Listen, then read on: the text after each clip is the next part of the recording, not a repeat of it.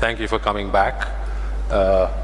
As the MC said, I'm Vikram from the Business Times, and it's really a privilege to be able to chair this panel with Minister Ong Ye Kung and what I consider to be some of the finest economic minds and most thoughtful economists in Singapore. To my left, Yo Lam Keong, Chua Hak Bin, and Tan Kong Yam. The topic for this afternoon is the very big one of inequality. Not very long ago, but maybe about up to the 1990s at least, the mainstream economics profession did not really pay much attention to inequality. The general view was that we should worry about economic growth and we can let inequality take care of itself. Therefore, in that time, there's not very much research done on inequality and its effects, what causes it, so on. However, I think the global economic crisis of 2007, particularly 2008, was sort of a watershed. It led, well, of course, to sort of economic and financial turmoil, as you all know. And I think in the aftermath, I think people came to understand that it was not unconnected with the whole issue of inequality.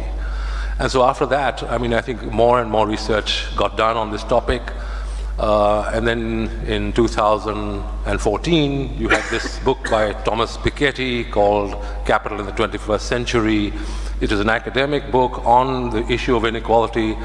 It's very rare that academic books ever make the bestseller list, but it did, so which gives you a sense of the growing importance of this topic.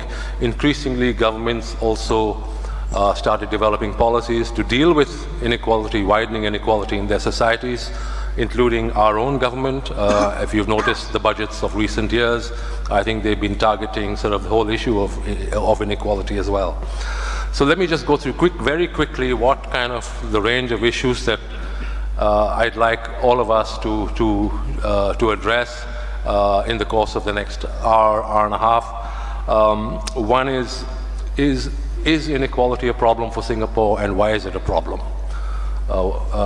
We know that we have had widening inequalities in recent years, but why is it a problem? Second, what are we actually talking about when we talk about inequality? There is inequality of income, there is inequality of wealth, which is even greater than inequality of income, and some economists go even further. Amartya Sen, for example, talks about wider economic inequality. That is to say, even if people have the same levels of wealth and income, there can still be inequalities between them if their circumstances in life are completely different. For example, maybe one person spends half his income on medicines and he has the same income as somebody else. Now his situation is completely different, so that's also inequality. So you need to go beyond that to look at inequality of circumstances as well and deal with that. So that's the whole dimensions of inequality. I think we need to look also at the relationship between inequality and growth. We know that inequality can be consistent with high growth, as we've seen in China, very high growth, rising and high inequality.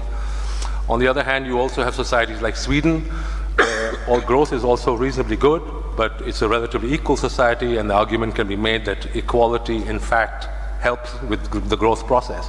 And I think we need to just try and understand where we are in Singapore in this, in terms of growth and inequality. Then we need to talk a little about policies to deal with inequality. What kind of policies should we have? And how can we ensure that these policies don't distort incentives, that they don't compromise growth, or they're not growth-destroying policies? That's an interesting issue. Then there is what people call the 1% problem. On the car radio this morning, driving here, I heard this shocking headline, which is a report just released by Oxfam today, which says that the richest 1% of people in the world own more wealth than the rest of the population of the world combined. 1% owns more than 99%.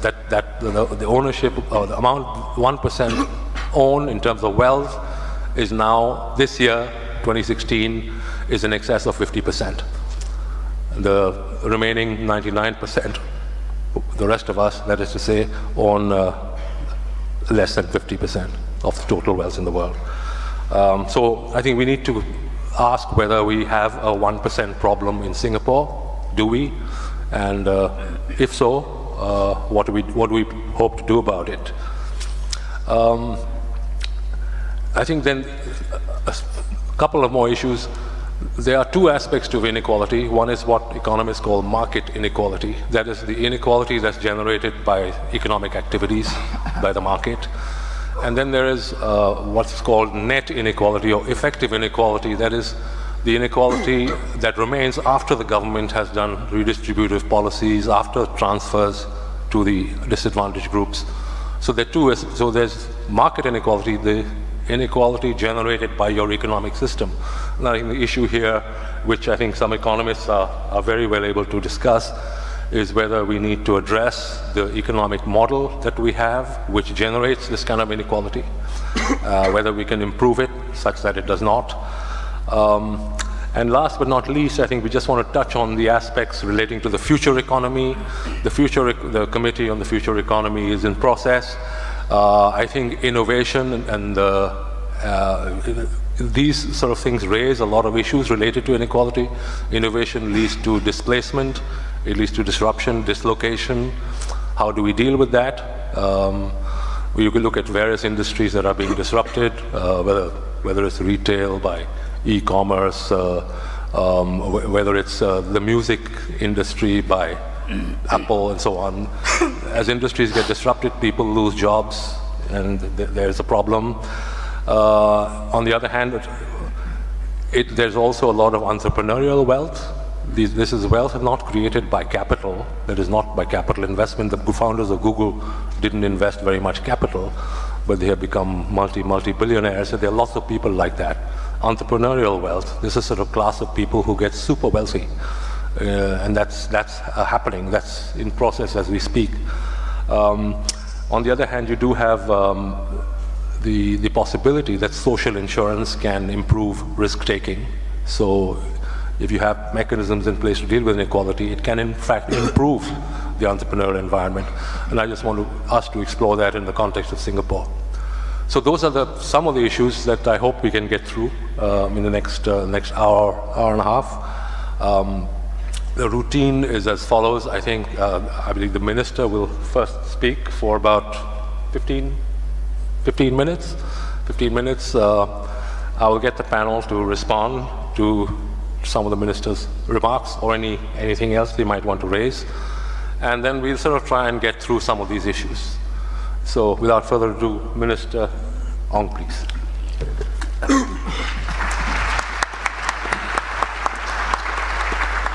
Thank you, Vikram. This is a lonely sitting arrangement. I'm here all by myself. I must say, I've always enjoyed attending IPS Perspectives. When I was a civil servant, I get to attend, and I sit amongst you, I get to take notes, listen, take notes, go back, I can clock it as part of my 100-hour training. And later on, I went to the NTUC, and I still get to attend. Now even better, we're always seated somewhere in the left. I assume some of my brothers and sisters are here. And I don't even need to take notes in the NTUC. Then I joined a private company, some of you will know, which is always a platinum sponsor, and every time I attend, we are treated so well, you know. But I must say, these days it's not as enjoyable coming to IPS Perspectives.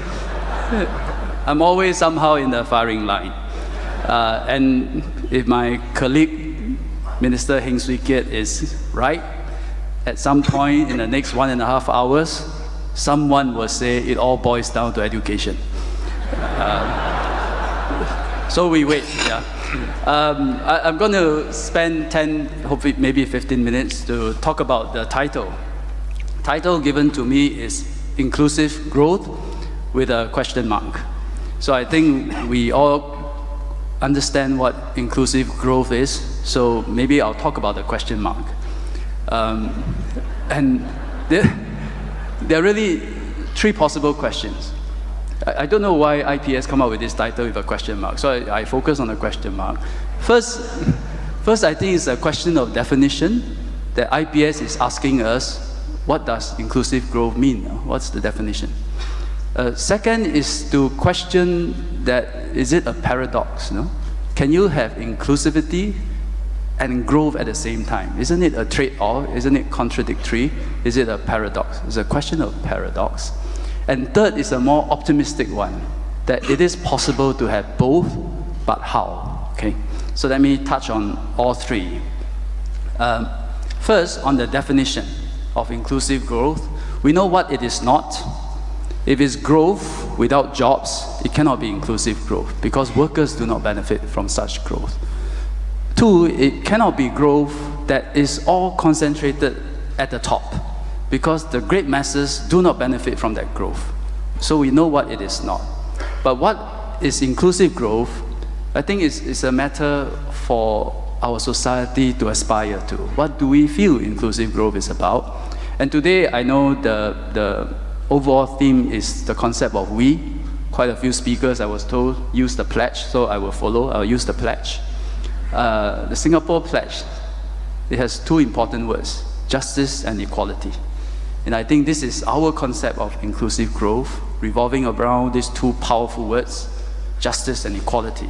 And our pledge went further to say why justice and equality is so as to achieve happiness, prosperity, and progress. So I think that is our collective aspiration as Singaporeans. So this, I feel, is our definition of inclusive growth. Second is the question of the paradox. It is not unfounded. In fact, it is very relevant because there is a tension between inclusivity as well as growth. And in fact, the way we measure growth and inclusivity are all problematic. No? So let's start with growth. We measure growth by GDP per capita. Recently, Professor Kishore sent a professor to have a discussion with me, and this professor, David Canning, he reminded me GDP per capita is a very flawed concept. First, you take the numerator. GDP itself doesn't measure welfare. Many things that bring us happiness and welfare, money cannot measure, money cannot buy. And in fact, he gave a very good example. You and I cook my dinner, you cook your dinner, we eat each other's dinner, we eat the dinner we cook. There's no GDP, there's no GDP. Yeah? You cook your dinner and eat, I cook my dinner and eat. But if we exchange dinner, and suddenly there's GDP, you know, because it becomes tradable. And chances are the welfare actually drop, because I may not like your cooking and you may not like mine. The last sentence is mine, not his. So it is quite a flawed concept, and essentially it's in the 1930s, John Maynard Keynes used GDP as a way to measure aggregate demand for tradable, monetizable goods and services. So it is quite limited. And you look at the denominator, we all know the problem of averages. Per capita is an average measurement. It doesn't measure the disparity, the possible income disparity that arises from growth, which is a concern many of us, or in fact all of us, will have. You look at the other alternate measurement, which is inclusivity. And by and large, economists use the measurement of Gini coefficient. That is also flawed. And for many of us who know, Gini coefficient, when it's 0, means everybody earns the same salary or income. When it's 1, means one person earns everything. But it's also a matter of scale. You look at China. China, over the last 30 years, it has lifted hundreds of millions of people, of Chinese, out of poverty, but at the cost of rising Gini coefficient. So is it good or is it bad? But to be fair, as China do this, the world's Gini coefficient has come down, right? So it is not so straightforward to measure Gini coefficient or derive what is good and bad out of Gini coefficient today. You take another simple example, a family with nobody working, all unemployed. The family Gini coefficient is 0 now. But suddenly one person found a job and it shoots to 1. So which is better? And as Vikram mentioned, inequality today is also not just a matter of, no longer a matter of between the middle income and the lower income. In fact, the issue today, as Vikram mentioned, is the top 1% and the rest of the masses. And along with that, I will just add to what Vikram said. It goes beyond just income disparity, but it's also the power and the money at the top. And we see that in some political systems, that with the money and the kind of campaign funding they can go into, the kind of money that goes into lobbying, it does cause into question the whole legitimacy and credibility of the government. Having said all that, numbers is up to us to use. We don't get blindly guided by numbers. They are still relevant, but let's all understand their limitations. And therein lies the paradox between inclusivity and growth. The last topic to talk about is how to get there. The question of how to get there. Here I will use the pledge again. I think there are many things we can do, and I'll categorize them into 3 categories, which is happiness, prosperity, and progress. And I will describe them in reverse order, starting with progress. Progress here, I think a big part of it is social progress. And the starting point, I feel, of social progress is to keep our tax system light for the average worker, and at the same time progressive. So I think Singapore has done fairly well. Our government has done fairly well on this. If you look at our tax-paying base, 55% of Singaporeans don't pay taxes. And the top 20% of Singaporeans pay 55% of all the taxes. And the average tax burden on the average Singapore worker is only 2%. You compare to other places, Denmark, I think is 23%, Finland, 36%, I think. Second is, after you have such a light progressive tax system, is to have the right social programs. I don't think I want to give a laundry list of all the social programs we have, but over the last 10 years, a lot is done. GST voucher cushioned the impact of GST on the lower income.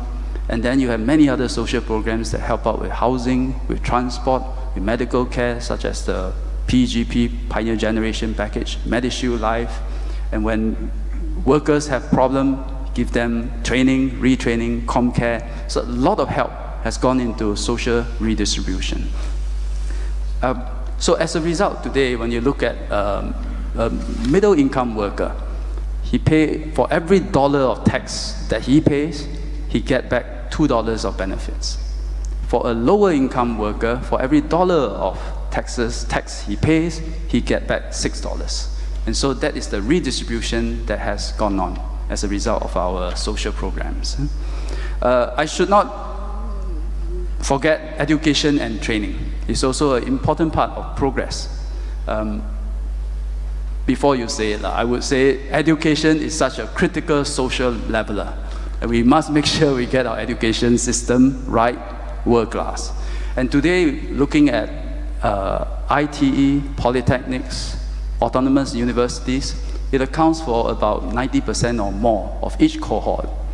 Over the years, the Ministry of Education, we have always monitored employment outcomes. We have always measured starting salaries. Why do we do that? It's to make sure that our higher education system continue to produce students that is relevant to the economy, that is valued by industry.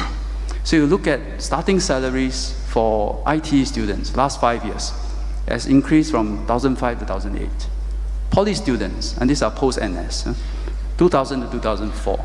For universities, on average, 2007 to 2002. So all have increased, and even if you take into account inflation, take real increase, there is increases. Not a lot, but there is increases. And so we must continue to keep that going. But that is possible only if the economy continue to grow, which is my next set of measures, which is prosperity. The need for economic growth is critical. We no longer can enjoy the high single-digit growth that we used to enjoy, but we can continue to have steady, low single-digit growth. Over the years, income has also grown quite significantly. So you look at just last 10 years, 2004 to 2015, say take a real individual income after taxes and transfers. At the 20th percentile, the increase is 14.7%. Quite significant over the last 10 years.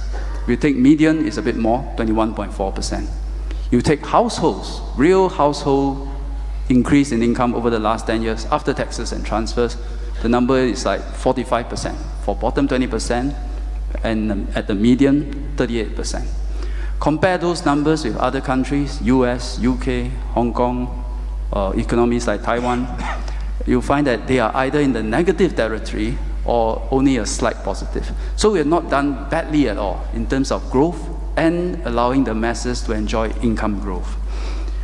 So the combination of progress and prosperity, it allows social mobility. So there are also studies done on this score, and Singapore too performed not too badly. Students that used to be bottom 20% household, and in their late 20s and 30s, a good proportion of them moved up to the top 20% household. The number is in fact 14.3%, not bad at all. But of course, our economy is at the verge of needing further transformation. I think it's a bit like Walt Disney, you know. It used to market Mickey Mouse and Donald Ducks. Today it's in Marvel superheroes and Star Wars. So the Singapore economy is likewise. We have to go through that transformation to be more attractive, more competitive.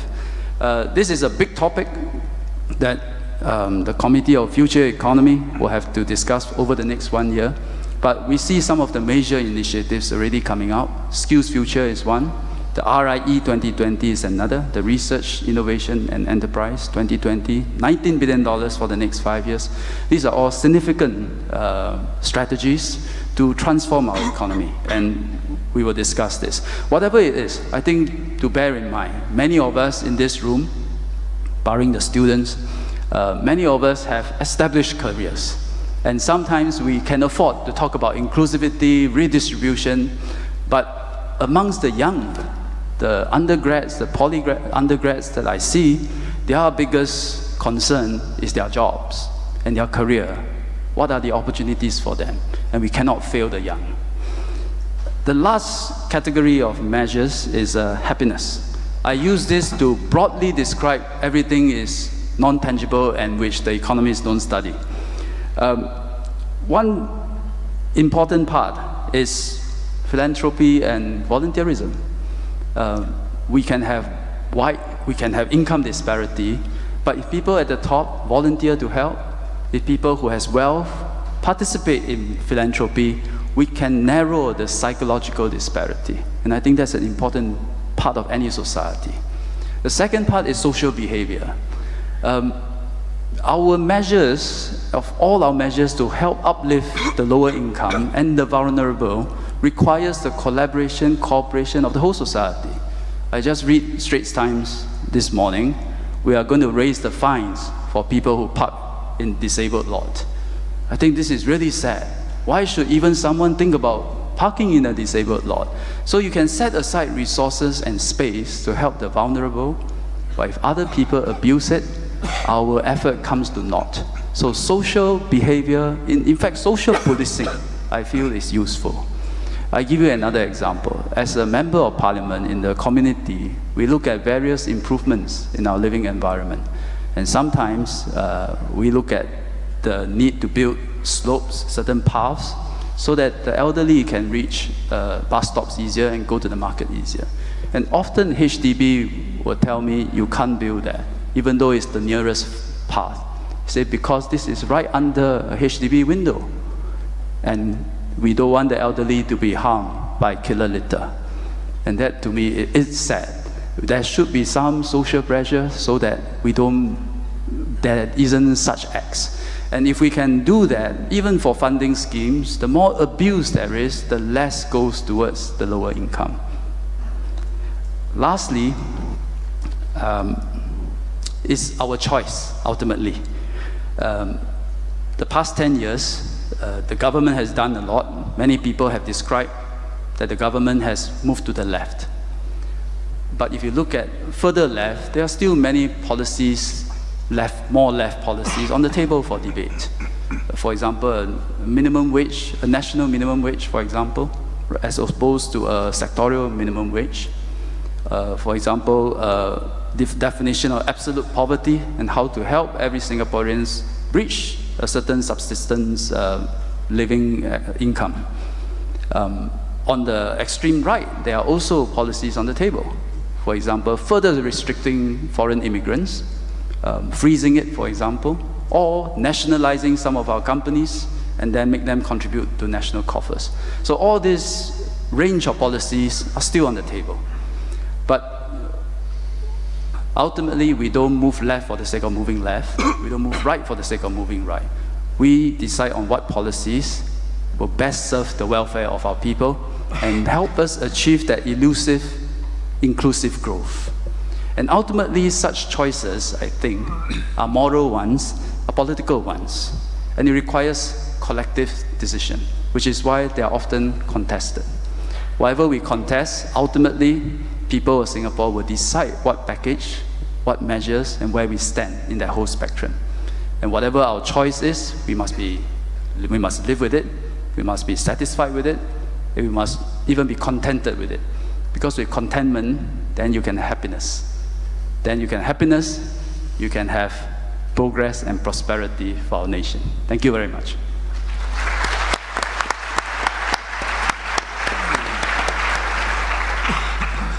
Thank you, Minister Ong. A rich array of issues you have flagged and raised. Inclusivity and growth, whether there's a tension between them. You mentioned the top 1% issue. But in general, I got the feeling that that Singapore is doing all right in terms of inclusiveness. You talked about the effectiveness of the redistributive programs that Singapore has put in place. You talked about pretty decent increases in incomes for the bottom and the middle level of the population. You talked about social mobility also being quite good in Singapore, relatively. So I just wonder, I think, what the panel thinks, how will the panel react to some of the minister's comments? May I start with Lam Kiong? Yeah? Thanks, Mr. Ong. Always a pleasure to listen to your views. I agree with a lot of them. I agree in particular with your broad approach, focusing on the three words in the pledge that I think have eluded economics and economic policy for a long time: happiness, progress, and prosperity. In particular, the combination of all three.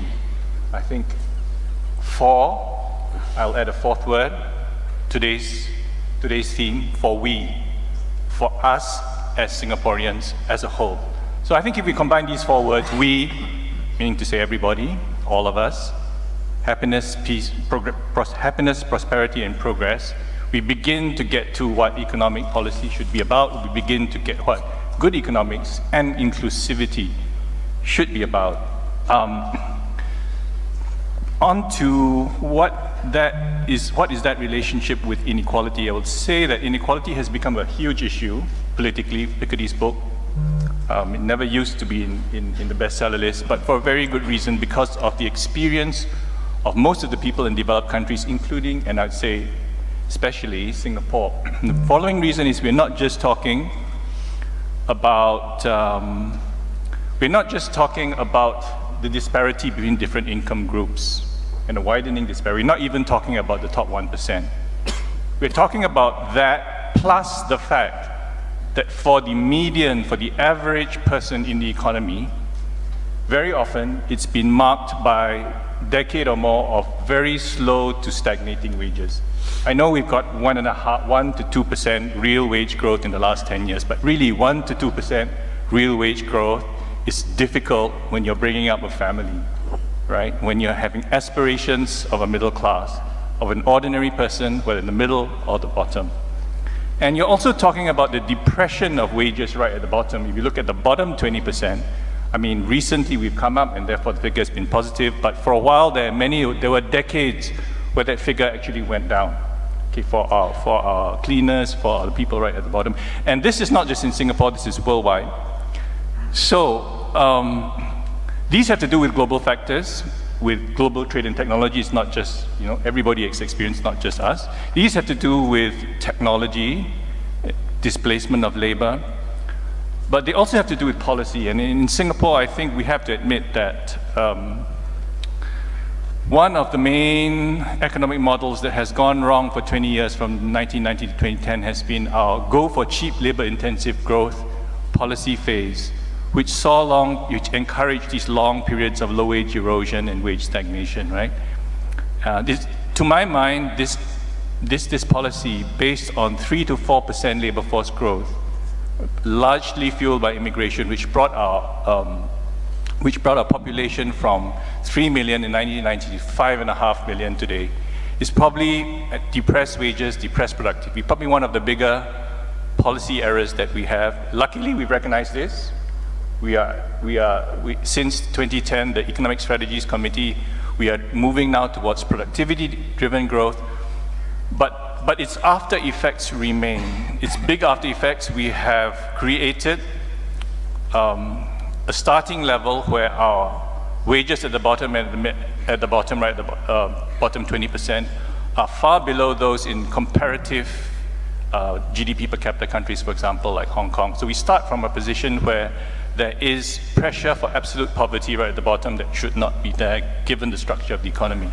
We have also created a socio-economic time bomb, because unless we control our labor force growth going forward towards genuine productivity growth, if we cannot slow our labor force growth to below 1%, then by 2030 to 2050, we're going to end up with a population far above 7 million, not significantly below 6 million. And that will lead to an economy that looks more like Dubai's, less like Switzerland's.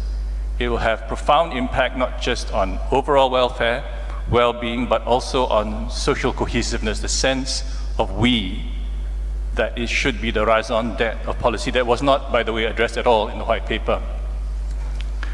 Okay, I'd say in addition, inclusive growth includes social policy, and I would like to quickly name 6 key policy areas for ministers' consideration and ask particular questions about them. They are: 1, social security, including poverty and retirement adequacy. 2nd, affordable public housing. 3rd, egalitarian education. 4th, infrastructure and public transport. And 5th, I mentioned population and immigration policy. These are key areas which, if added together, I would submit, and if provided properly, I would submit, does a great deal for the sense of happiness, prosperity, and progress that we all desire. And here is where the government needs to do some heavy lifting. In the past, I would submit, in the first 20 years of our independence, the first 30 years actually, we did this very well. Okay, I think we had in the first 30 years universal healthcare, egalitarian education that brought us to mobility levels close to Germany's. We measured them actually. You referred to the study. We had affordable housing. We paid off our HDB flats in 10 years. We had strongly rising family incomes relative to desired goods. We were very careful about excess immigration. I remember being scolded left, right, and center in blue and black by Goh Keng Swee if anyone dared suggest that we have anything like immigration levels that we have today. Lee Kuan Yew himself has said that 4 to 5 million is his preferred level of a final population in Singapore. Okay, however, things have changed, and there were big shifts in policy in which we became much more market-oriented in the way we provided these goods. Housing became more unaffordable. Healthcare became unaffordable for the poor, but now we're reversing policy towards that, MediShield Life. Education became effectively privatized with less mobility. Cars are unaffordable, but public transport is nowhere as good, as, for example, as Hong Kong's. The absolute poor, for the reasons I've mentioned, depression of wages has become a problem again. By most measurement, 10 to 12% of resident households are in that category. And the population problem I've already mentioned. Now, all these things collectively threaten both well-being, cohesion, national identity, prosperity, progress, happiness, our sense of we. Whether or not this is a nation, in short, where we would be happy where our kids and grandkids settle, not a corporation, not a hotel, but a long-term home. Okay, so potentially, We can talk about affordability later. We can discuss that later. But I'm supposed to ask tough questions, right? Okay. So I would ask these 6 questions. Can the government, as part of inclusive growth, commit to achieving key long-term targets in these 6 areas? And they are: 1, decisively abolish absolute poverty and achieve decent retirement adequacy. That's number 1.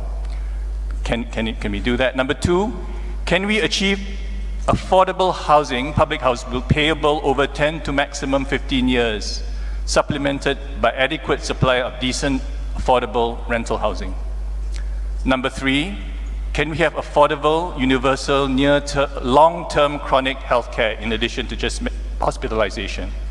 Number 4, can we have educational reform to achieve give more priority to social mobility, creativity, and create a creativity and initiative-heavy and tuition-light system? Number 5, can we please have a Hong Kong at least standard level of public transport? And number 6, can we please commit to the Prime Minister's stated target in Parliament of long-term population well below 6.9 million? Thank you.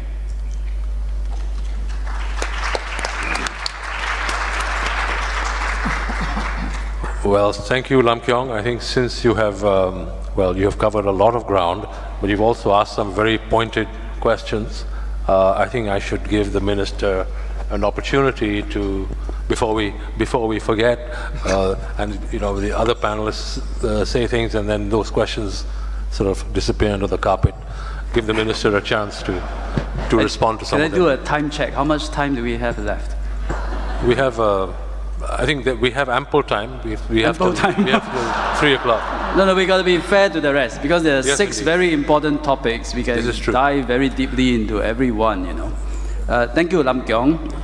I would say in most debates, if we ever have debates, I would think Lam Kyong and I were mostly on the same side.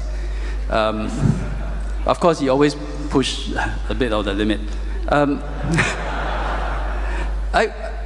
I think it's hard to argue against any of the aspirations of the 6 policies, whether it's a better public transport, more affordable, universal health care that's affordable, affordable housing. I think these are all original aspirations of the PAP government, and we must continue to work on them.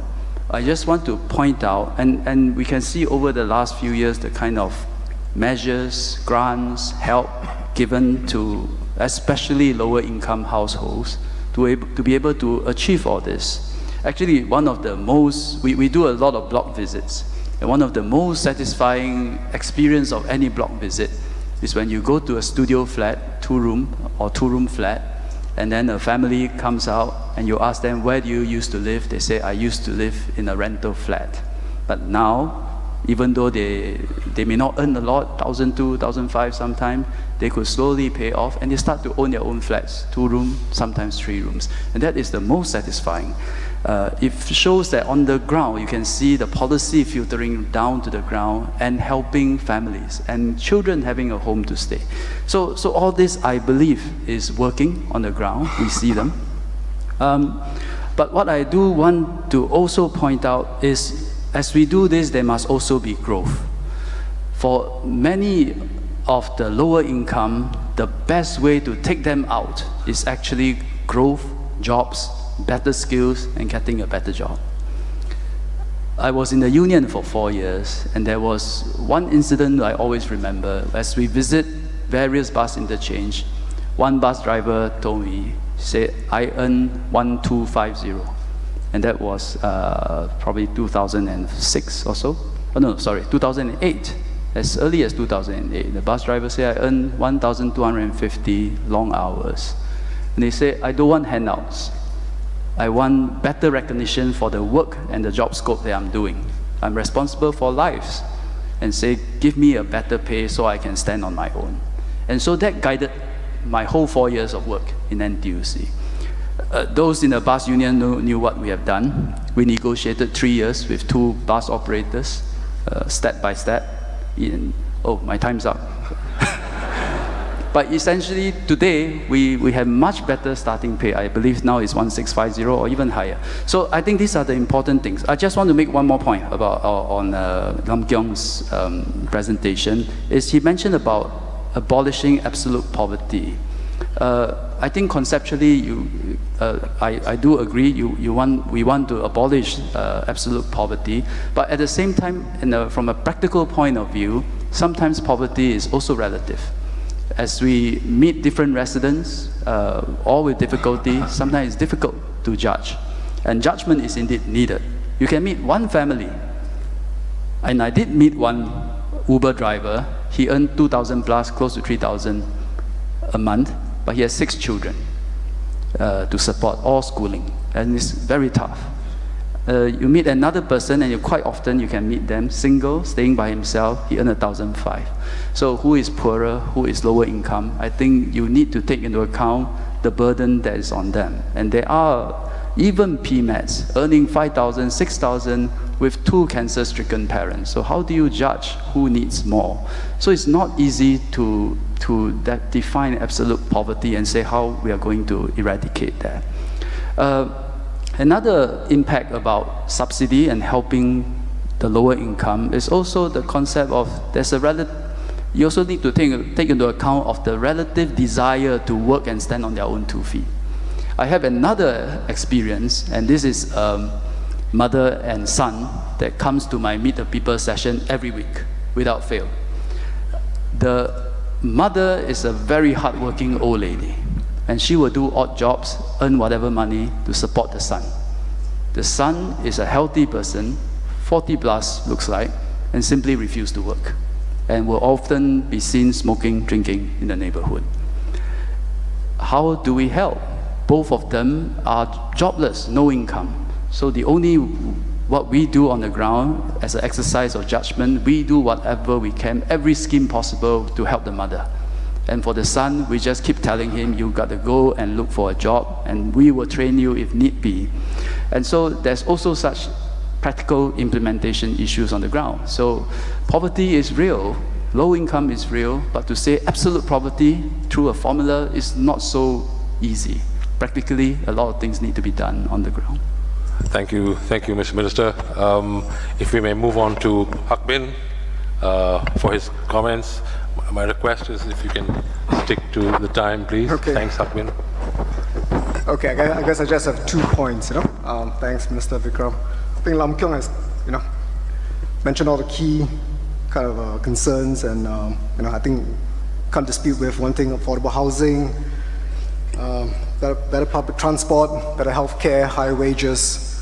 I guess but today we're coming at a time when growth is struggling in Singapore. So I'm going to talk a bit more about the trade-offs, where we want jobs, but job growth last year was 30,000. It's down from 130,000 the previous year, so that's down 80%.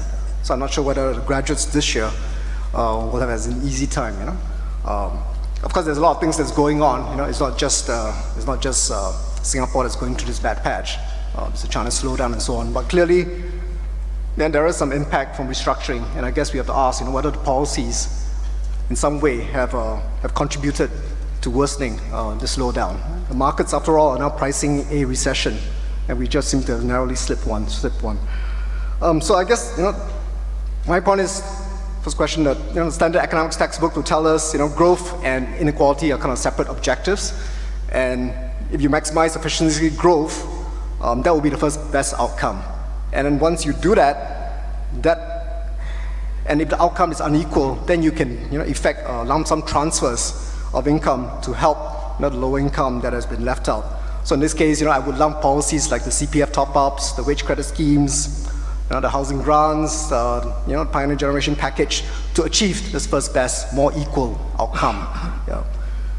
I would probably lump as well, some of the, then I think there's a second category of policies that try to achieve a better efficient outcome, a better growth outcome. This will include the Skills Future, probably the PIC scheme, the Productive Innovation Scheme, that spent 3-4 billion, and perhaps the 19 billion R&D scheme that's just been proposed. So this tries to push the growth boundary.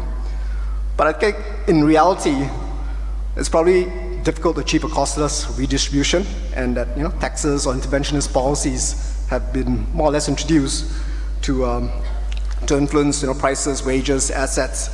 But I think that's where the question is, whether some of these more intrusive or more protectionist policies have come at the expense of growth. And this, I would lump the foreign manpower policies, the quotas, high taxes, or even property measures, because even property, I guess, now has some kind of a social objective, no longer just a financial stability objective. So, I guess the question is about degree, whether, given what's happening now with the slowdown, the potential growth 4 years ago was closer to 5, then 4, now 3, now 2%. We hope we can achieve 2% this year. Whether this more interventionist policies have shifted so much to the left now that it's coming at the expense of growth, and therefore will even hurt the ability to effect redistributional policies. Is sort of the first question. Second is, I'm a market economist, so I like to get a sense about what policies and whether they have an impact on growth.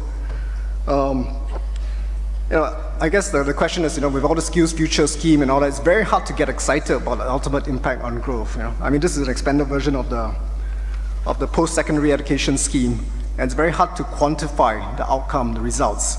I guess the case in point would be the PIC. I mean, after all, we've spent $3-4 billion on the scheme, and yet when you look at the numbers, well, growth is struggling for one, but private investment has been contracting for 2 years. Why has it failed to even support and revive private investment when the government is willing to fund so much and co-share some of the risks? Why has labor productivity growth still has been negative now for 4 years, despite some of the policies that's tried to encourage productivity? So I think that's a bit of a worry. And now, of course, we have the 19 billion R&D scheme, which is a lot of money, which is double the Pioneer Generation scheme. So will that? How do we measure the outcome and make sure that the money is well spent in that category? And again, with R&D, we all know it's very hard to capture the improvements, technology that's in that sector, simply because R&D can basically just spill over our borders quite easily. So just those two. Thank you, Hak Bin. Mr. Minister, would you like to comment on any of those points, particularly the point that you have so many schemes, some of them are not working as intended, perhaps? In the interest of time, why don't we let Kong Yam say his piece and we try to do it together. Right, sure. Kong Yam, please. Thanks. Okay, thank you, Minister. Well, I agree with Lam Kyong on some of the points, and even though I'm sitting at his left, my assessment is actually not further left, because if I go further left, I might fall off the stage. I like to look at income inequality and inclusive growth from a slightly different perspective. If I've studied Korea, Taiwan, Hong Kong quite closely over the last decade, and apparently the young people's wage stagnations and the inequality is becoming a very serious social political problem. As you are aware, Korea has riots, Taiwan has this sunflower movement, even though it's partly China-linked, but a lot of it is actually the inequality and frustration of young people. And Hong Kong, of course, has the famous umbrella movement. In Singapore, so far, we haven't had an orchid flower movement. I think maybe partly because the government is quite effective. But I would venture to argue that it's due to certain structure in our system, and we better make sure we sustain this system and don't tinker with it. Now, globalization is rapidly evolving, and then technological change is getting more rapid, everybody knows. That means a city-state like Singapore, with our bell-shaped distribution of income, at the lower end is pulled down by regional countries' lower wages, because some of the factory can relocate to regional countries where the cost is higher, even if we don't bring in cheaper foreign worker. At the higher upper end of the bell-shaped curve, we got people like Chua Hak Bin, who work for Bank of America. His salary is pulled up by New York. So you cannot resist these forces because we are too small. So what is the solution?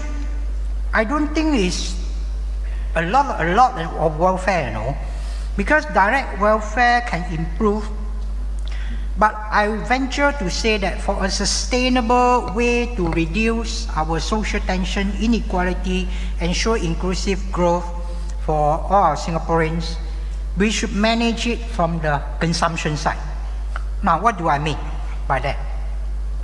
Now, if I'm a household that earns 70,000 per year with 2 income, and Chua Hak Bing earns 280,000, is 4 times above, and the inequality is very big, right? But we have a city-state structure. We can ensure that even though the gross income inequality is high, but our effective income inequality is low. Not just through the transfer or welfare that Lam Kiong mentioned, but more in terms of 3 critical policy. Of course, firstly, housing. Now, I might be earning 70,000 per household a year, but if I stay with a 4-room flat in Jurong West, say right now 490,000, I use 7 years of my income to get a decent housing. Now, Chua Hak Bing go for a 2 million condo, it's also equivalent to his 7-year income, no? So our effective Gini coefficient is not that high. And if you include that into public transport and private transport, he drive a BMW, I just go on to MRT or occasionally taxi, the disparity is also high. And then if we go for private hospital, I go for public hospital, our effective income inequality in terms of consumption bundle, purchasing power, is not that significantly different, which means at the fundamental level, our system should use land as an indirect transfer. What do I mean by that?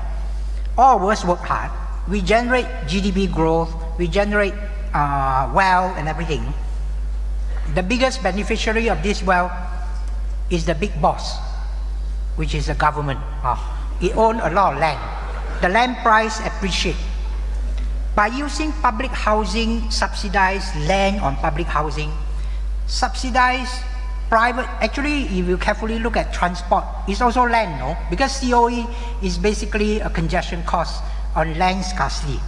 So if we use land to subsidize these key items, transport, housing, we are able to ensure low income inequality without giving everybody, a lot of ang pao every day. Now, this is not a trivial matter. As some of you remember, from 2008 to 2011, our HDB resale price went up enormously, right? There were complaints about $1 million. And I estimated that the vote of the general election that declined from GE 206 of 66% to GE 11 of 60%, the 6 percentage point decline, half of it is due to escalating housing costs. And the reverse eventually of the housing price, because the resale price was delaying and then increased supply, the 60 percentage point of GE 2011 becoming almost 70%. Out of that 10 percentage point improvement in the performance, 4 percentage point is due to housing. So this is a very significant impact, and that means that one of the reasons why we don't have an orchid flower movement is actually this effect. You go to talk to young people in Taiwan, Korea, and Hong Kong, you can see it very clearly. This is the effect. Now, I have questions after the comment. Now, we realize that as we move ahead, innovation is an important part of the driving force of productivity, and that's the key part. And our recent NRF 2020 plan of 19 billion is pushing on that. I did some study on this, and one of the things is the EIU study, which look at 24 countries, both OECD and Asian, and they measure innovation input and innovation output. Innovation input means how much R&D per capita, per GDP, share of GDP you spend, how many engineers, scientists you train, and then IP protection and everything. This is the input side. On the output side, it measures how many patents per capita you generate, your level of technological sophistication of your export, the firm's technological level, how far it is from the world technological frontier.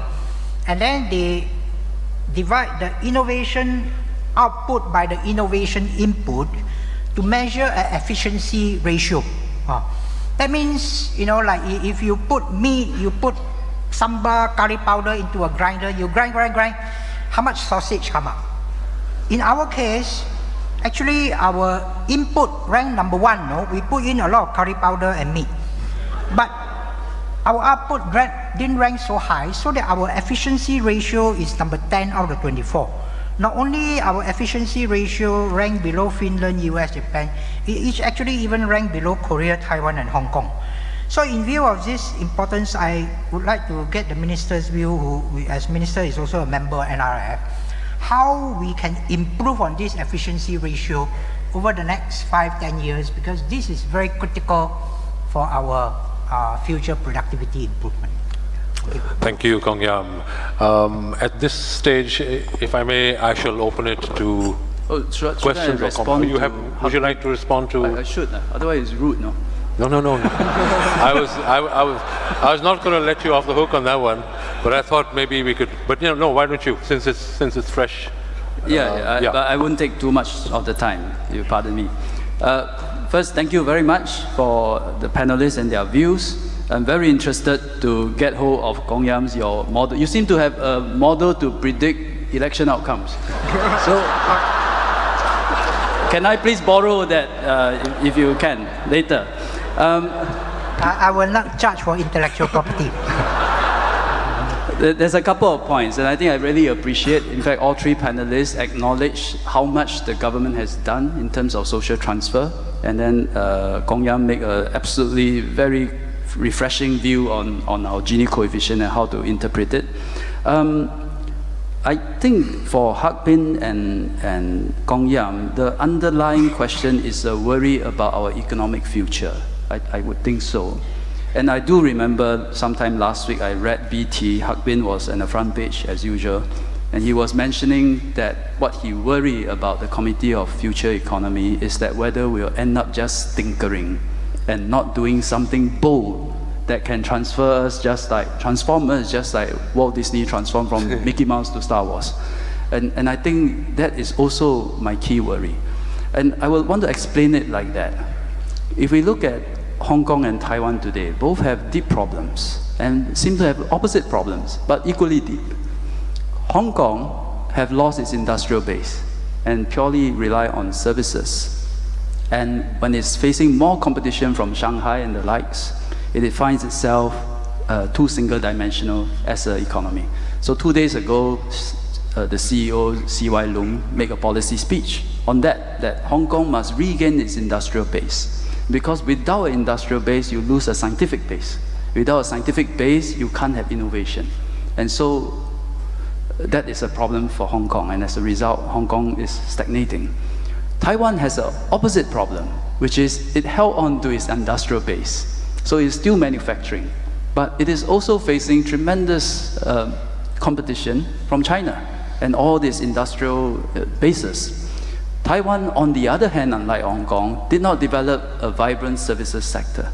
So today, it is again, it's also finding itself quite single-dimensional. And so it's also facing a problem. So opposite position, but similar problem. In our case, it's not too bad. We still have 19% of our GDP from manufacturing. We have a growing services sector. In fact, I will argue that many of our services sector leverage on our manufacturing expertise and scientific base in order for them to grow. Power, for example, IT, for example. So we are in a fairly not too bad a position to work from. How do we go from here? Recently, a professor from the US told me, Detroit went down, and in fact the city has gone bankrupt because it focuses on manufacturing of cars, but really there was no innovation. The nearest university, the nearest research university was Michigan, and it's too far away. On the other hand, Pittsburgh, which was a steel town, is booming. Why? Because of Carnegie Mellon. And so many IT graduates, Google's and other tech giants are hiring from there. And today I was told Google's second biggest campus in the world is in Pittsburgh. So Pittsburgh has a revival from a steel maker into an IT-based city. So we must make sure what is RIE 2020 is to make sure we hold on to that scientific industrial base, continue to drive innovation. And on that point, I absolutely agree with Kong Yam. We must find a way how to translate research to innovation, innovation to enterprise. Research converts money to discovery. Innovation converts discovery to business ideas. And enterprise converts business idea back to money, hopefully more than when you first started. And so we do have to push forward. If there is any papers, Kong Yam, you have done, analyzing input-output ratios, how can do this better, I think NRF is more than happy to rope you in to continue this work. Thank you. Thank you. Thanks. So, ladies and gentlemen, the floor is yours. After all that, I'm sure you'll have some questions. If you can just identify yourself, please. Kwok Kai Hong from the Lee Kuan Yew School. I teach social policy and health policy. So not very much was covered on the ground health, so I assume everything is okay here. So we didn't talk about the dirty word welfare. But I suppose this topic, when you put a question mark to inclusive growth, concerns a big trade-off between efficiency and equity. And you can't have distribution unless you have got growth, which we all agree. But it's the kind of distribution that we should be debating about. Now, I like the last Kong Yam's proposal that it's not all about income distribution, it's about distribution of the benefits, basically on the consumption side. And this is where we have to be mindful about what type of equality we're talking about. Perhaps we may even have to change the definition of equality in our pledge. It's not equality for its own sake, everything being equal, but it's basically a concept of a Rawlsian equity. It's about equal access and equal chances, and opportunities. We can't be equal, we are born unequal. We can't hope to have the same equal outcomes for everything. But yet we should give everybody a level playing field, basically. We should strive to it, but cannot have perfect equality. It should be based on your means and also your needs.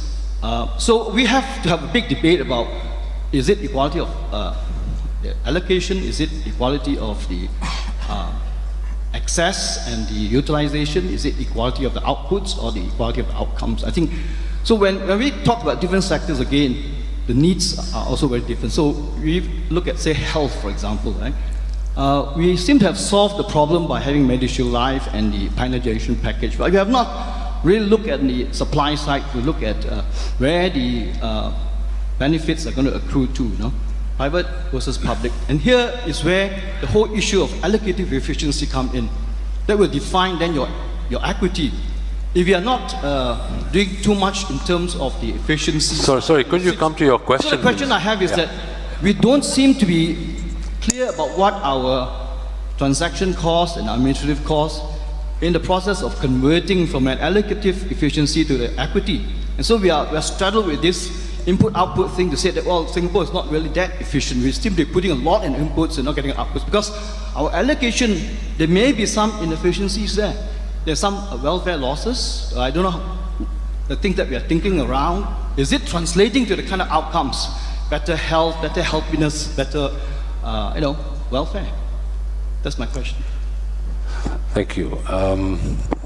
Would Kong Yam, would you like to deal with that since you mentioned your input-output allocation? He has a lot of points. What I'm mentioning is that actually our housing, public housing and public transport and public health system is a very, very important policy for social stability. And it doesn't have as much distortion or incentive as very big welfare structure. And in terms of health, actually, the public health system is actually quite focused on the lower middle income group. No, you know, I once have a gallbladder inflammation, so I went to NUH. At first they thought there is, you know, some serious problem, so the examining is not so serious. Then so they pushed me aside, and then there were a lot of other people coming later than me. They were all got attended earlier than me, you know? And even though I'm the A class and they were the B2, C class. So I asked, and the explanation was a very good one. That is that since my case was not as serious, and some of the other cases, even though they are B2 or C, it's more serious than me in terms of urgency, you know. So they pushed me aside. At first I didn't quite like it. Then later I thought it through. Our public health system does have a certain leveling effect. And I think the public housing and transport similarly had that situation. And it is important to actually maintain that, especially public housing, because we have to make sure that public housing is actually a home, not escalating assets. And that, I think, is what changed after GE 2011. And I think this is an important thing that should be maintained. Otherwise, it could create serious problem if you go to talk to young people in Hong Kong, in Taiwan and Korea, without a big public housing system. This is one of the serious source of instability, actually. Thanks. Thank you. I make a couple of comments. Sure. I think the key question is allocation inefficiency, which I think is something you always have to watch. I've come to the conclusion that to ensure allocating resources and producing the right results, the biggest factor is people. You got to hand it to the right person, which can move the team and then implement it effectively, and be very real about it, and not just come up with indicators and say that this is all done because the indicators say so. You must reach the ground, you must make sure it works. And as a young civil servant, when I first joined, I hear so many stories of Mr. Lee Kuan Yew, who just haul up a minister or haul up a civil servant and say, I want to achieve this, you go and do it. And then somehow the person will run around until they achieve it. So I think that is the kind of spirit we need to have within the system. Take the resources and then really believe passionately in it and then achieve it. On healthcare specifically, I think it can be a lot more efficient. And the key issue is really having the right facilities. Today we are still very much biased towards acute care hospital. But really many patients ought to be in community hospitals. And some maybe just in facilities where they are upstairs, they can come downstairs, where there's a facility for them to spend a few hours. There are nurses there that can help them take their pressure, take their blood, and so on. You look at the resources. In an acute care hospital, it's 6 workers to 1 bed. In a community care hospital, it's two healthcare workers to 1 bed. And then in a nursing home, it's the other way around, 1 bed to 6, or rather, 1 worker to 6 beds. So we need to move towards having more facilities that are in the community, they are community hospital, so that there's proper step-down care, so not everyone is deployed into the acute care hospital and taking up resources, and that will be an inefficient allocation of resources. Just a quick comment Mr. here. Minister. Just a quick comment here? Yes, please. Again, we find ourselves on the same page, Minister Ong and Kong Yam. I agree that healthcare, housing, and transport are actually the 3 of the key 6 areas that I mentioned just now. And my comment here is in agreement. We have the resources to do it. Why? Government owns 80% of the land in Singapore. unlike many other countries where they don't even own 10% of the land. We already own it because of previous land reform policies already carried out by a pro-people government. This is our inalienable and tremendous heritage and asset from which we should use, which we should use fully for social policy in a rational way, right? The question is, are we fully utilizing it as best we can? Are we? So it's the sum and substance of housing policy, though. Housing once used to be able to pay it off in 10 years, 15 years, even in the early years, and then after the experimentation with linking BTO prices with resale prices, it went up to 20 to 30 years. Now we're back down to 15 to 20 years. Can we push it back down again to 10 to 15 years? Yes, we can. We own the land. It doesn't cost us that much, right? So are we going to do it? Can we also provide the related rental housing which is needed by people right at the bottom that cannot afford to buy? Yes, we can, right? As Kong Yam says, it would be a transfer that does not disincentivize working effort. It gives everybody a stake. Why don't we do it? Same for public transport. Here, I totally agree with the Minister. It's a question of incentive and team. Incentive. Why is SMRT a publicly listed company? Publicly listed companies incentivize short-term PE ratios on the stock market, you know? Or even if you can keep it a publicly listed company, but you can make sure that you have dominant ownership like they do in Hong Kong. Is there a better alignment of corporate interests that will serve the commuter first rather than just the shareholder? That's a big question. Yes, we can. We have the facilities. We have the ownership already. Most of the profit already goes to a government company, Temasek. Yes, we can. Similarly, for healthcare, I agree. Community-based service is exactly the way to go. We have achieved wonderfully with MediShield Life, universal healthcare in acute care. Can we go on to provide it in long-term and chronic care? As of now, Singapore has very little, virtually no long-term healthcare infrastructure compared to, say, even Hong Kong, where within 1 kilometer of every residence, there is an elder care center that is affordable. Can we go on to do that? Yes, we can. Thank you, Lam Kiong. We can, I think we can also give the audience a chance to ask some more questions. More questions, please. Yes. Sao Yan, yes.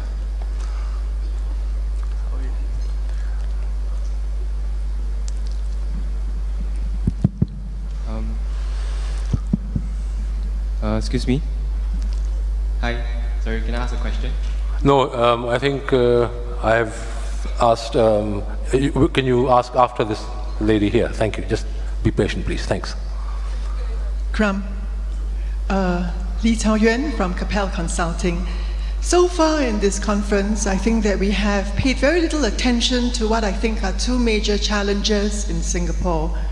And the first is that there is, I think, a huge underbelly of local SMEs whose productivity is very low. And much has been done for them, or many policies have been developed for them. But I don't know whether, up till now, whether they have truly benefited or been helped by the kind of growth that Singapore has. And I'm not talking about the dynamic, innovative companies that have sprung up in Singapore, and all those are very good. I'm not talking about the local big companies, nor about the MNCs. But this is really about those hundreds and thousands of small local SMEs. The second question, which pertains not only to inclusive growth, but also to about the diversity that we have, harmonious diversity, cohesive diversity, and that is to a segment of the population that I'm quite fast going into, and that is the silver-haired generation. It's not just a question of providing for them in terms of CPF and savings and financially and so on and so forth, but it's also about how are they accepted in both the economy as well as the society. For example, an older person naturally speaks slower, thinks slower, talks slower. Not to say that it doesn't have any ideas to contribute, but I think that there is a difference in the productivity of the older generation compared to that of the young. And it's not just an issue of raising the age to 67 either, but it's a question of how, as a society which is rapidly aging, are we going to accommodate, first and foremost, an economic dependency ratio that's going down to actually very low levels very quickly, and secondly, how are we in terms of values accommodating the aging generation? Thank you, Zhao Yuan. Great questions. SMEs, the underbelly of SMEs, and accommodating aging. Mr. Minister. I think Zhao Yuan have raised two of the toughest questions. Silver hair generation. For many years, I run an outfit called the Employment and Employability Institute, where we try, through training and through employment facilitation, help the unemployed find jobs. And I must say, middle-aged PMEs, and as well as the silver hair, those are the hardest to place. Sometimes it's tails you win, heads I lose, because when they go for an interview, if they say, I used to be a manager, or I used to head an office, and this is my salary, employer will say, no, you're asking for too high, so I can't employ you. And if they change and say that after much counseling, they say, I'm prepared to take a pay cut, employers say, what's wrong if you are taking a pay cut? And either way, they lose. And I think a lot has to do with out there, the entire business community, especially also the HR practice. We have to be very mindful of this issue. There is, of course, conflict, difficulties when young and old work together, but we just got to deal with it. We got to learn to deal with it. Young have to learn how to work with older people, and older people learn how to work with younger people, and I think some are trying. Young people is like cash. There's a lot of currency with what they have just learned, but older people is like store value cards. So the value is there, but you must have the right interface to tap in. And that requires a new form of HR practice. As the very start, never sort applications by age. No matter how thick the application is, don't sort by age. In fact, I would recommend don't even sort by class of honors or anything like that. If you may have to have some form of sorting, and after that, really interview the person, know what the person's strengths is, and then hire on that basis. Until we reach there, government is unable to solve the problem. And as for SMEs, they account for 2/3 of our employment, so it's absolutely important. But SMEs, as Zhao Yuan said, are always lower productivity, not across all sectors, but in many sectors, and at the same time, increasingly may not be able to compete. But on the other hand, just now I was mentioning about Taiwan, Hong Kong, and Singapore, and that we actually have quite a diversified economy. But it also means the next Committee of Future Economy is quite hard for it, as usual, as in the past, to declare that this is the growing sector. Government's putting money into it, and let's all go into that sector, and if you are young, go and study in this sector. It's quite difficult to do that, because I think we have become quite diversified. And so somewhere, at some point in our economy, we must be able to allow bottom-up innovation and bottom-up discovery of our strength, rather than top-down, whatever agency it is, to declare this is the sector I'm going to invest in and grow. And if we have a more bottom-up driven economic growth, I think that bodes well for SMEs. Not all, but I think innovation can be rewarded. We are seeing a great change in the economic configuration of Asia. What is this change? In the past, if you are like Hong Kong or Taiwan, you look at the China value chain and you plug into it and say, I play there. And you can earn a good living. And we did so because it's a big production space. We can contract out manufacturing work into China. Today, you do that, you are quite dead, because the value chain now is dictated by China. And you can't compete with Shanghai, even in the West, all the production centers.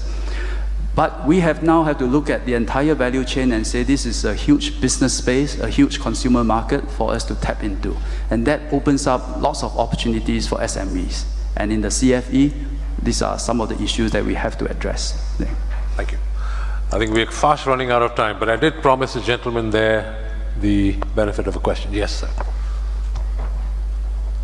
Thank you for taking my question. My name is Dexter, and I'm a fresh graduate of NUS working with the Land Transport Authority. All the debate so far about inclusive growth has not really talked about education, so my question is related to education, specifically relating to the concept of degree inflation. I think I speak on behalf of a lot of people my age and my juniors who feel that without a degree in Singapore, it's basically impossible to experience a growth in social mobility to the middle class in the future. So my question is, as we move forward and transform our economy, is there a future where my younger cousins won't feel the need to have a degree, and their parents won't say, regardless of what you do, at least get a degree before you need to go and work? So I hope whatever changes that will come will not just affect your cousins, but will affect you too. Because you still got a long way ahead in your career. I think I would not say that you don't need a degree. I think many parents and many students aspire to have a degree. And I don't think we should kill those aspirations and tell them you don't have a degree. But we must, before asking them whether to have a degree, ask them, what is your aspiration? What is the area of specialty or specialization that you are interested in, even better, passionate in? Or you know something about it and you are prepared to cultivate passion as you go in. Because until we all find our specialty, and then we invest and dedicate effort, sometimes throughout our whole life, to develop that specialty, then we become excellent. Then we have mastery. And that is when we become competitive. And that is when SMEs can be innovative and SMEs can be productive. Because there is no shortcut. You have to spend your whole life working in one area and then become really good at it. And so the worry about degree is not so much that people want a degree, but the fact that there is no perseverance and no resilience. And after picking an area, because let's say Polytechnic or IT, I pick an area, I know something about it, and next thing I switch because I want a degree and I pick something else, usually a softer science subject. But that is why we created the Singapore Institute of Technology. And in the SIT, there are various specialization fields that after the poly, after the IT education, you can articulate into a university program that deepen your skills. And in fact, that is not enough. After SIT, we will have skills future, we will have lifelong learning, continue deepening the skills. And that is how we become excellent and we have mastery and the economy can become competitive. Thank you. Thank you, Mr. Minister. I think we have actually run out of time and I'm eating into our coffee break. But before I end, I think I'd like to give the panel 30 seconds each to just perhaps say the most important thing they think about inclusiveness. Thanks, Vikram. I've said all I wanted to say already about those 6 areas, and we've talked about those 3 important areas, healthcare, public transport, and housing. The Minister has spoken very eloquently about education, and the only one where we seem to have a difference with the rest is welfare. I'd just like to spend 1 minute, 30 seconds, 1 minute talking about welfare. I'm not talking about, by welfare, adequate welfare. I'm not talking about a full-blown Western welfare system. I'm talking about taking care of the underprivileged and poor among us, whom we at this present moment sadly do not. Okay, and so I'm talking about people who are living in absolute poverty. I'm talking about people who are earning something like less than $500 per capita, and that's a fair measurement, and whose kids, forego meals, or they forego meals so their kids can have meals, whose kids bring water home from school in case utilities are cut off, and this problem has not gone away. And this problem can be quite easily and affordably solved if, for example, we raise the WIS, Welfare Income Supplement, from now, currently a measly average $150 a month, largely in CPF, to, let's say, $400 to $500, $600 a month, largely in cash. I'm talking about looking after our elderly poor who have worked all their lives for us, built this nation from their sweat and their tears, who now find themselves retiring without adequate retirement adequacy. I'm talking about people who we already have a scheme for, called the Silver Support Scheme. We're paying a measly $200 a month, which if we raise to $500 to $600 a month, would be immeasurably better off. They would be above a decent level of living. So that's what I'm talking about. The grand total of this will come up to something like 0.7, 0.8% of GDP, something we can well afford. So again, as with housing, health infrastructure, and healthcare, yes, we can. And I'm not talking just about progress in terms of a tax-light system. I'm talking about progress as sufficient social spending on average. I'm not talking about excess. Yes, we can. So my question is, so why don't we? Thank you. Thank you. Good question. Akwin, concluding comments. Yeah, I guess, I think the government has done a lot in terms of the transfers, and I think if you look at wage income growth last couple of years, it's converged, the low income from the middle class. I think in terms of housing costs, in terms of the supply, in terms of healthcare, pioneer generation, I guess for me, there seems to be some disconnect between what businesses are saying and perhaps with government, because I think the noises are loudest from there. Clearly growth is struggling. Manufacturing, even though we have a diversified economy, manufacturing is in recession. Manufacturing has a jobs recession in the last 3 years. The share has dropped from 25 now actually to about 16%. We're going the way of Hong Kong. It's going to be hollowing out. So I'm very concerned about the repercussions, and I think it's a clear trade-off, whether policies have shifted. I think rightly so to the left, but to the degree, and whether social policies have become the overarching objective over concerns about economy, and as it's highlighted SMEs and so on. I'll stop there. Hong Yang, last word for you. Yeah, I think there is a general sense of concern, not just from Harbin, but at the business level and other level on Singapore's competitiveness and economic sustainability. What are our future pillars of growth? And I'd like to address that issue. When I was chief economist, every morning when I woke up, that was my main problem. But now, since I'm no longer chief economist, I can go to the treadmill rather than worry about this pillar of growth. Now, our nation building gave us these two key values, apart from the others, as we pointed out in the earlier group. Plurality. We are multiracial, multicultural, multi-religious society, and the second key pillar is meritocracy. It has served our political nation building well, but I would like to argue that it will serve our future economic growth, competitiveness, and sustainability very well over the next 10-20 years.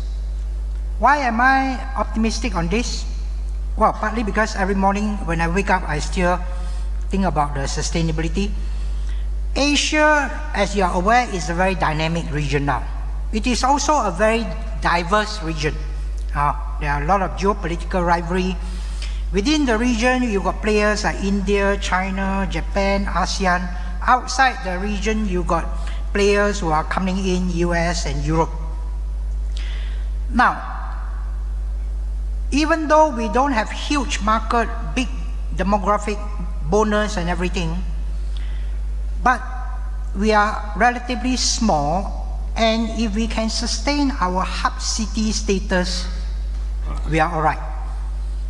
If you look around the whole region, there are a lot of monocultural regional centers.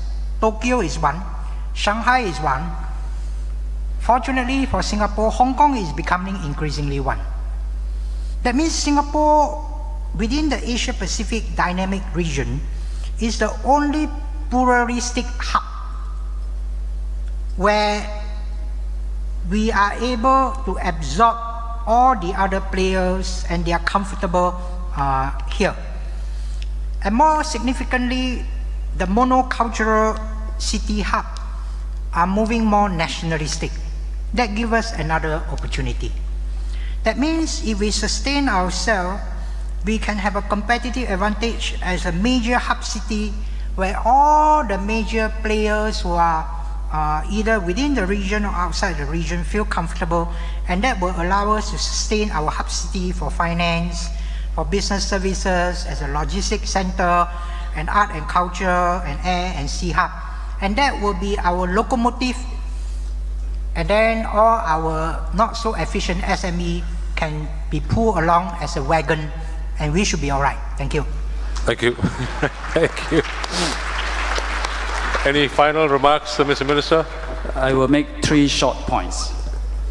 First, I think having a light progressive tax system, all kinds of social programs, education, preschool, a fresh start system, a workfare system that encourages even lower income to work and getting extra, and in fact a negative income tax system. All this, you take it one by one, maybe the impact is not as big, but you combine it all, it's a holistic social uplifting system that the government has done. And I think we are not done yet, but it has produced good results. Second is Lam Kiong's point, which is then there's so much more that he wants to do, you know. And of course, we are not done yet, and we'll continue to see how we can encourage and continue to bring about inclusive growth. But really, yes, we can. It's a very good campaign slogan, and someone has won before using that. But when you hit the ground and to implement, we also need to ask how to implement, at what cost, who pays, and in the long term, what is the impact? So I think it's not as straightforward. But having said that, this is a direction, as everyone can see, last 10 years, the government has been moving towards. And so my last point is to thank everybody. This discussion is less controversial than I expected. And maybe it is really because 10 years of effort to bring up, while watching our growth, at the same time ensuring that the mass benefits. And therefore, positions, more or less, we have coalesced around as a country to decide that this is maybe where we are going. But I hear Hak Bin and Kong Yam loud and clear that there has to be growth, and I also agree with that. So I think gradually we are bringing everybody together, that we must have a common agenda. There will always be more left policies, more right policies. They will always need to be surfaced, and they always need to be debated. So thank you very much for this very interesting session. Thank you. Thank you all.